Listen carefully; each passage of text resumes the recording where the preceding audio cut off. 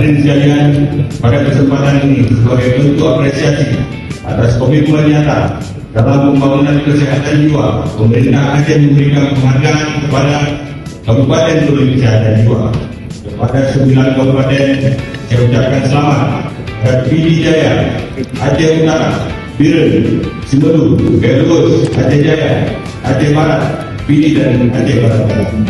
Kemudian ini jangan menjadi puas, ya, jangan dianggap sebuah kepuasan, tapi menjadi pemicu, ya, untuk membangun secara terus layanan, ya, terhadap kesehatan jiwa dari masyarakat kita.